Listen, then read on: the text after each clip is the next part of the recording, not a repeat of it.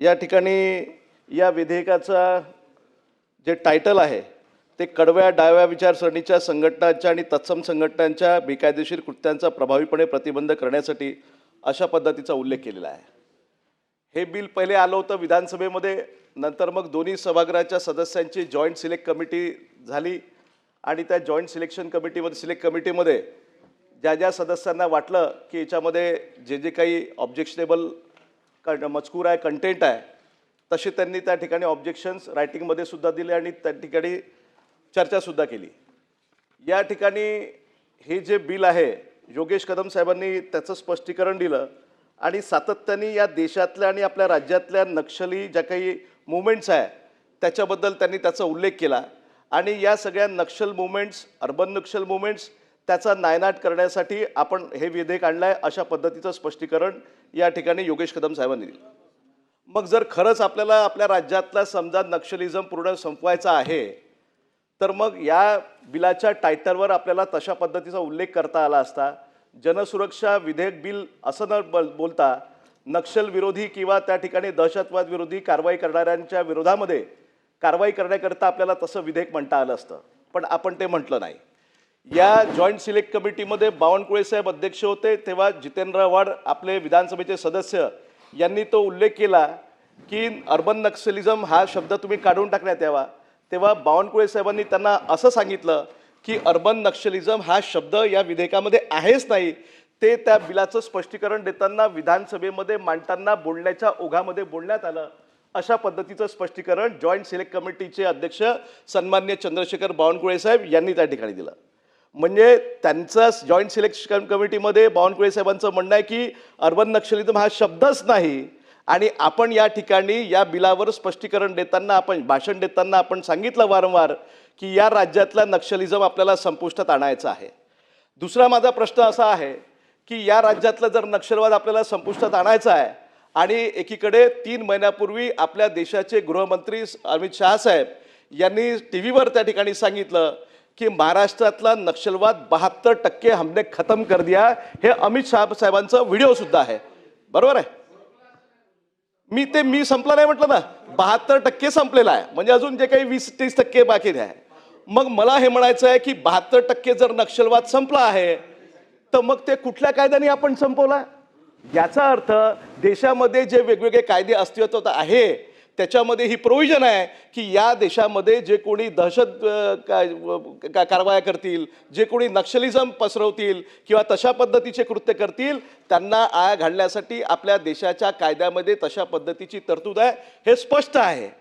आता प्रवीण दरेकर साहेबांनी सुंदर भाषण दिलं, त्यांनी तर ते ठीक आहे, जे आम्ही विरोधक असल्यामुळे त्यांनी आमच्यावर वेगवेगळ्या पद्धतीनं समाचार घेण्याचा प्रयत्न केला, पण एक गोष्ट त्यांनी सांगितलं की या राज्यामध्ये सुद्धा अशा पद्धतीच्या अनेक घटना घडल्या आणि त्यांनी एक घटनेचा उल्लेख केला की अजितदादा पवार यांच्या गाडीखाली एक मनुष्य आला होता, त्या घटनेचा सुद्धा संदर्भ त्यांनी दिला। मग आपल्याला नेमकं हेच करायचं आहे का की या राज्यातले शेतकरी, या राज्यातले कामगार, या राज्यातले महिला, या राज्यातले पुरुष असे कोणीही सरकारच्या कुठल्याही धोरणाच्या विरोधामध्ये त्या ठिकाणी त्यांना जर ते मान्य नसेल धोरण आणि म्हणून आंदोलनाच्या स्वरूपामध्ये समजा त्या मंत्र्यांची अडवणूक करत असेल तर त्यांना त्या ठिकाणी त्यांची अडवणूक करण्यासाठी, त्यांचा बंदोबस्त करण्यासाठी आपण हे विधेयक आणलं आहे का, अशा पद्धतीचा वास येणं अत्यंत साहजिक आहे। आणि म्हणून तुम्ही पहा ना, इंडियन पिनल कोड हे ब्रिटिशांच्या काळामध्ये 1860 मध्ये झालं होतं। सातत्याने जोपर्यंत भारतीय न्याय संहिता आत्ता या 3-4 वर्षापूर्वी त्याच्यामध्ये काही मॉडिफिकेशन्स केले, जे जुने काही कायदे होते ज्याची आज गरज नव्हती म्हणून आपण ते बदलवलेले आहे आणि बाकीचे बहुतांशी 82% इंडियन पिनल कोड मधल्या ज्या प्रोव्हिजन्स आहे, जे कलम होते ते तसेच्या तसे भारतीय न्याय व्यवस्थेमध्ये त्या ठिकाणी टाकलेले आहे। आपण तुम्ही इंडियन एव्हिडन्स ऍक्ट घ्या 1872चा, तुम्ही क्रिमिनल प्रोसिजर कोड घ्या, तो सुद्धा घ्या तुम्ही। या सर्व कायद्यामध्ये आपल्या देशाच्या घटनेच्या माध्यमातून ज्या तरतुदी करण्यात आलेल्या आहे देशामध्ये या सर्व प्रकारच्या घटनांचा त्या ठिकाणी उल्लेख केलेला आहे। मग वेगळं आपण याच्यामध्ये काय करणार आहे? आता वेगळं काय करणार आहे मी तुम्हाला सांगतो। इथे अनिल परब साहेबांनी सांगितलं की आपल्या देशामध्ये UAPAचा कायदा आहे, आपल्या देशामध्ये त्या ठिकाणी पहिले मिसा होता, टाडा होता, कालांतराने त्या कायद्याचा गैरवापर झाला असेल, जनसामान्यांमध्ये भावना निर्माण झाली आणि म्हणून ते कायदे रद्द केले। परंतु त्या ठिकाणी UAPA असेल किंवा आपला मकोका होता, पोटा पण होता, तोही रद्द केला। आपल्याकडे आजही UAPA आणि मकोका आजही अस्तित्वामध्ये आहे. आता आपण जे सांगताय की जे अनलॉफुल असेंब्ली करतील किंवा देशविघातक कारवाई करतील अशा लोकांना, अशा संघटनांवर आळा घालण्यासाठी आपण हे विधेयक मंजूर करतो आहे. तर याची मग त्या ठिकाणी व्याप्ती आहे, ती व्याप्ती वेगळी असली पाहिजे. जे अनिल परब साहेबांनी सांगितलं की UAPA मध्ये जे नाही आहे, जे कलम नाही किंवा जे तरतुदी नाही ते तुम्ही याच्यात टाकलंय का, तर त्याचं उत्तर नाही आहे. कारण जर आपण या MSPS कायद्याचा जर आपण पर्पज लक्षात घेतला तर तो पर्पज आणि मकोकाचा पर्पज याच्यामध्ये फारसा फरक आहे असं मला वाटत नाही, या ठिकाणी स्पष्ट आहे. दुसरं म्हणजे याचं जे डेझिग्नेशन आहे ते सुद्धा त्या ठिकाणी आपण ॲडवायझरी बोर्डच्या माध्यमातून त्याला डेझिग्नेट केलेलं आहे की या कमिटीच्या माध्यमातून एखाद्या व्यक्तीने किंवा संघटनेनं त्या ठिकाणी अशा पद्धतीचे कृत्य केलं तर त्यांच्यावर आळा घालण्याचा निर्णय किंवा त्या संदर्भामध्ये निर्णय घेण्याचा अधिकार त्या ॲडवायझरी बोर्डला आहे. मकोकामध्ये दुर्दैवाने अशा पद्धतीचं फॉर्मल डेझिग्नेशन नाही, कारण गृह खात्याचं जे काही आपलं मॅन्युअल आहे त्या मॅन्युअलच्या माध्यमातून त्या ठिकाणी तशा पद्धतीचे IPCचे कलम लावून आपण एखाद्या गुंडावर किंवा तशा पद्धतीच्या ॲक्टिव्हिटीजवर आपण त्या ठिकाणी कारवाई करतो. मग या ठिकाणी ऑफेन्सेस कोणते आहेत, तर ऑफेन्सेसमध्ये सुद्धा आपण त्या संघटनेची मेंबरशिप आहे, त्याचे फंडिंग रेस करणारे असेल ते आहे, त्याला सपोर्ट करणारे लोक आहेत. आणि त्याच्यामध्ये मकोकामध्ये ब्रॉड क्रिमिनल ॲक्ट जो आहे की साधारणतः जितक्या काही आपल्या लॉ अँड ऑर्डरला धोका करणाऱ्या किंवा सर्वसामान्य जनतेला धोका निर्माण करणाऱ्या ज्या काही ॲक्टिव्हिटीज होतील त्याचं त्या ठिकाणी कव्हरेज त्या मकोकामध्ये दिलेलं आहे. आणि सगळ्यात महत्त्वाचा पॉईंट म्हणजे जी पेनॉल्टी दिलेली आहे, जी पनिशमेंट दिलेली आहे, मग ती पनिशमेंट आपल्या या जनसुरक्षा विधेयकामध्ये 2 ते 7 वर्ष आहे. आणि फाईनसुद्धा जो आपण लावलेला आहे तो 2 ते 7 लाखापर्यंत फाईन आपण दिलेला आहे, अशा 2 ते 5 लाखापर्यंत फाईन लावलेला आहे. परंतु मकोका नावाचा कायदा इतका स्ट्रॉंग आहे की एखाद्याने तशा पद्धतीची अनलॉफुल ॲक्टिव्हिटी केली किंवा क्रिमिनल त्यांनी कोणता ऑफेन्स केला तर डेथ पेनॉल्टीपर्यंत सुद्धा त्या मकोकाच्या कायद्यामध्ये प्रोव्हिजन आहे. अशा पद्धतीचा मकोका कायदा आजही अत्यंत स्ट्रॉंग पद्धतीचा कायदा आहे. आपण जेव्हा एखाद्याला अरेस्ट करतो त्याला घटनेच्या माध्यमातून त्या ठिकाणी रिट पिटिशनच्या माध्यमातून किंवा डिस्ट्रिक्ट कोर्ट किंवा सेशन कोर्टामध्ये सुद्धा आपण त्याला बेल घेण्याची आपल्या कायद्यामध्ये प्रावधान आहे. ही बेल घेतच असताना याच्यामध्ये जे आपण त्या ठिकाणी आपल्या जनसुरक्षा विधेयकाच्या माध्यमातून जो कायदा आणू पाहताय त्याच्यामध्ये आपण तो कॉग्निझेबल ऑफेन्स दिलेला आहे, कॉग्निझेबल नॉन बेलेबल ऑफेन्स दिलेला आहे. आणि याच्यामध्ये आपल्या मकोकामध्ये आपण त्याला स्पेशल अरेस्ट करण्याच्या स्पेशल प्रोव्हिजन्स दिलेला आहे. त्याच्यामुळे मला असं वाटते की एकीकडे मकोका अस्तित्वात आहे, दुसरीकडे UAPA अस्तित्वात आहे. त्याच्यामुळे या कायद्याचं असं विशेष काही जे आपण दहशतवाद किंवा नक्षलवाद संपवण्याचं आपण या ठिकाणी त्याच्या माध्यमातून हा कायदा आणण्याचं काम आपण जे करतोय किंवा स्पष्टीकरण देतोय ते पटण्यासारखं नाही आहे. या ठिकाणी आपल्या याच्यामध्ये प्रॉपर्टीची सीजरच्या संदर्भामध्ये सुद्धा कायदा केलेला आहे की अशा पद्धतीच्या ॲक्टिव्हिटी करणाऱ्या लोकांच्या प्रॉपर्टीसुद्धा सीज करता येईल. मी तुम्हाला अर्थसंकल्प अधिवेशन आता 3 महिन्या पहिले झालं. या अर्थसंकल्प अधिवेशनाच्या दरम्यान मार्च महिन्यामध्ये नागपूरमध्ये दंगल सदृश्य घटना घडली. त्या ठिकाणी 2 धर्माच्या लोकांच्या आपसामध्ये दंगल काही प्रमाणामध्ये झाली. या दंगलीवर कारवाई करताना जो आरोपी होता त्या आरोपीचं घर तोडण्यात आलं, बुलडोज करण्यात आलं.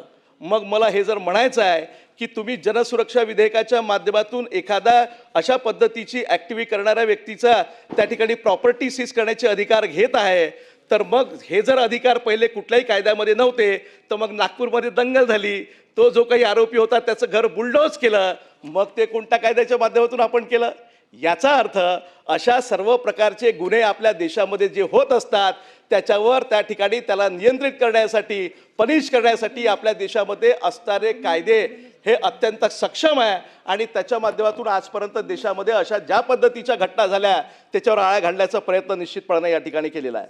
आणि म्हणून मग नेमकं आपल्याला करायचं काय, कट्टरपंथी डाव्या सरणी आपण म्हणतो, या ठिकाणी डाव्या सरणीचं असेल किंवा उजव्या सरणी असेल, खरं म्हणजे आर्टिकल 14, आर्टिकल 19, आर्टिकल 21 हे जे इंडियन कॉन्स्टिट्यूशनचा हा खरा म्हणजे गाभा आहे. जे पूर्ण कॉन्स्टिट्यूशन जे काही असेल आपलं, जसं प्रिएम्बलच्या माध्यमातून या देशाच्या घटनेच्या माध्यमातून या देशामध्ये कशा पद्धतीचं राज्य प्रस्थापित केलं पाहिजे अशा पद्धतीचं त्या ठिकाणी देतात. तसंच त्या संपूर्ण घटनेमध्ये सर्वात महत्त्वाचे जर कलम कुठले असेल तर ते आर्टिकल 14, आर्टिकल 19, आर्टिकल 21. मग याच्यामध्ये right to live, right to त्या ठिकाणी राईट टू हॅव प्रॉपर्टी, आणि जी स्वतःला माझ्या धर्माचं, जातीचं, पंथाचं, बोलीभाषेचा हा जो अधिकार मला घटनेच्या माध्यमातून मिळाला आहे त्या घटनेला आळा या विधेयकाच्या माध्यमातून होणार नाही का, ही जनसामान्य लोकांमध्ये त्या ठिकाणी चर्चा आहे. मला सांगा, मी तर आता पहिल्या टर्मचा आमदार आहे, मला 4.5 वर्ष झाले, परंतु जितके बिलं या 4.5 वर्षाच्या कारकिर्दीत या ठिकाणी आले, अशी कोणतीही दीर्घकाळ चर्चा, महिनोंशी चर्चा एकही विधेयकार झाली नाही. इकडून या ठिकाणून बोलल्या जाते की काँग्रेस नरेटिव्ह पसरवते. जर नरेटिव्ह पसरवण्याची इतकी ताकद जर आमची असती तर आम्ही निवडणूक हारलो नसतो. नरेटिव्ह आम्ही पसरवलं नाही. या राज्यातल्या 12,000 पेक्षा अधिक संघटनांनी या सुरक्षा बिलावर आपलं ऑब्जेक्शन त्या ठिकाणी दिलेलं आहे. खरं म्हणजे जॉईंट सिलेक्ट कमिटीकडे त्या ठिकाणी केवळ आपण विधानसभेचे सदस्य, विधान परिषदेचे सदस्य आणि याच लोकांना आपण त्या ठिकाणी त्यांचे आक्षेप नोंदवण्यासाठी बोलवलं होतं. परंतु ज्या 12,000 संघटनांनी या विधेयकावर आक्षेप नोंदवलेले आहे त्यांची तुम्ही पब्लिक हिअरिंग का घेतली नाही? ऑब्जेक्शन नाही, करेक्शन करण्यात यावं. सजेशन आणि ऑब्जेक्शन नाही, सोयीचं घेत नाही. नाही नाही, सोयीचं घेत नाही. नाही नाही नाही, सोयीचं वगैरे घेत नाही. नाही नाही नाही नाही, 12,000 लोकांनी सजेशन ऑब्जेक्शन आहे ते त्या ठिकाणी त्या ऑब्जेक्शनची खरं म्हणजे तुम्ही पब्लिक त्या ठिकाणी हिअरिंग प्रसाद बरं थांबा. काही तुमच्या अशा म्हणण्याने काही फरक पडत नाही. तुमच्या म्हणण्याने काही जे राष्ट्रवादी बीजेपी मध्ये गेले हे तसंच चालेल. बरं ठीक आहे, आता चर्चा ऑफिशियल करा. 12,000 सजेशन आणि ऑब्जेक्शन जरी असेल तरी त्याच्यामध्ये बहुतांश संघटनांचे आणि व्यक्तीचे त्या ठिकाणी ऑब्जेक्शन्स मोठ्या प्रमाणामध्ये आहेत.